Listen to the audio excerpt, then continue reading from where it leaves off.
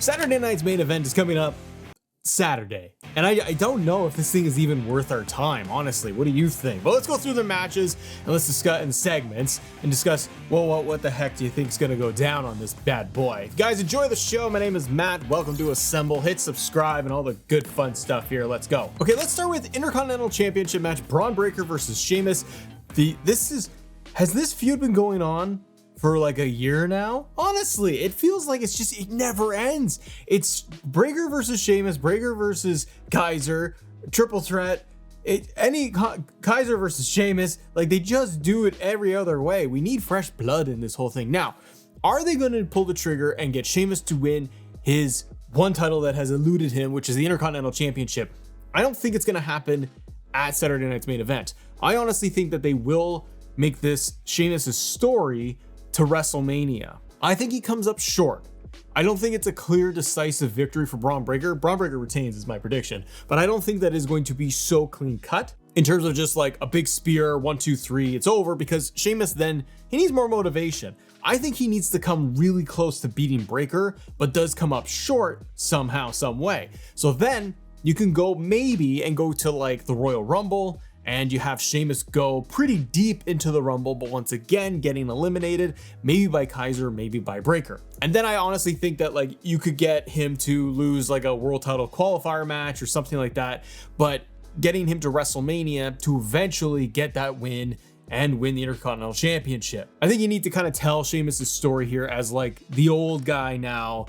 Does he have one last fight left in him? But for Saturday night's main event, I don't think they're doing the title change. Then we got Braun Strowman versus Jacob Fatu. Now, I think this could be in line with like a monsters match, like they have done with Bronson Reed and Braun Strowman, and going in that direction. This is coming up super fast. I think that this is honestly a match that they could have just easily done on SmackDown, but they need to fill out Saturday night's main event, which is likely what, like a 2-hour show, and there's nothing huge or of consequence that probably will go down, but you never know. But for this one, I think they should make it a little destructive. I could see it going kind of a couple of ways, but I think Jacob Fatu needs to stand tall at the end of this. Whether it's, and I say that because whether it's like a DQ finish, schmozzy finish, whatever, Fatu has to stand tall at the end of this thing, because I can totally see them just brawling and going off and going through tables and things like that to give fans like something really fun going on at this event. But I will say that ultimately, like, I don't think Braun Strowman's going to win. I think the idea is let's build up Fatu for the next several months to make him look like a big dominant monster.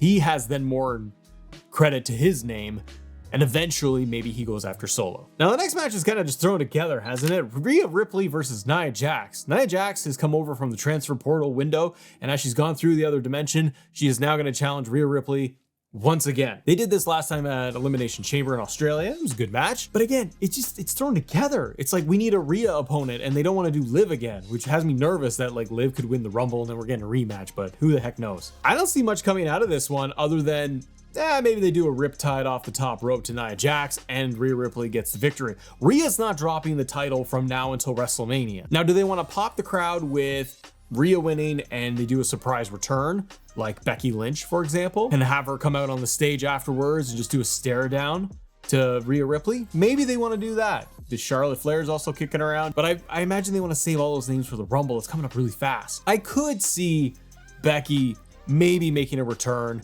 give the crowd something huge to go off of, and then you just get that stare down moment. Becky maybe even says like, I'm declaring for the Royal Rumble and I'm coming after that title. So at least then you tease it, because all on the men's side, everyone's teasing to win the Royal Rumble. But this one, yeah, I'm like, it's just a couple of weeks put together, and Rhea just won the world title, so Rhea Ripley retains. Now this one I got some questions about what they're gonna do, and I'm gonna do a separate video on the world title, but we're talking about Gunther, the world heavyweight champion, going up against Jay Uso. Yeet. I've been thinking about this kind of like all day. It's well, all I got to do right now. But I've been thinking about how they will approach this. Jay has fought Gunther before. Jay loses. He loses often, and he comes up short. But the crowd loves Jay Uso.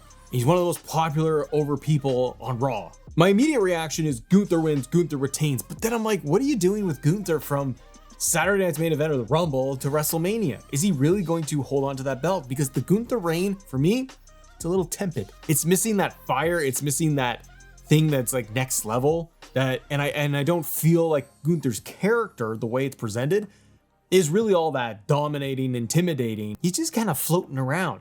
So it makes me wonder, and what do you think? But I start to wonder if they would pull the trigger on Jay Uso winning the world title. That's giving Saturday night's main event something to tune in for, a title change, something big, because they could easily do that on Raw and it would get a huge reaction as well. And Jay, like he won the Intercontinental title kind of out of nowhere, and then he immediately dropped it. So for that pop, for that big moment, you could have Jay get a sneaky win, like a roll up thing where, hey, even maybe Gunther, one of his shoulders is up, ref doesn't see it, and Jay wins the title. Jay with the world title, fans will love it. It'll be a really cool moment. But then are you saying that Jay is going to go all the way to WrestleMania with the belt? I kind of doubt that. I think that they would get it off of him before then. Maybe you could put it on Drew or Seth. I don't know. But then you have the potential storyline of, say, Sami Zayn versus Jay Uso if like Sami were to win the Rumble or Chamber. So that's why I'm like, you could put it on Jay, but I don't see Jay holding that title all the way to WrestleMania. Maybe past Rumble and he drops it at the Chamber to somebody. They could do that. And then Jay rolls down into a different story. It also doesn't feel like they have been building Jay's big title win of winning a world title. They haven't really built it all that much. Jay just came out and interrupted Gunther and says, I want a title shot. It kind of feels like when Sami and Gunther were having rematches. It's just Sami wanting to go after the belt and they lose. It's what happens next is often what I think about is, okay, I'm going to assume, and my pick is Gunther wins. What are you doing with Gunther after this? Is he really just going to go and wait until WrestleMania and get a challenger? Is Goldberg going to show up and challenge him? Who the heck knows? All right, let's go on to the next thing. Because the next thing is the final thing on this card. You have the contract signing.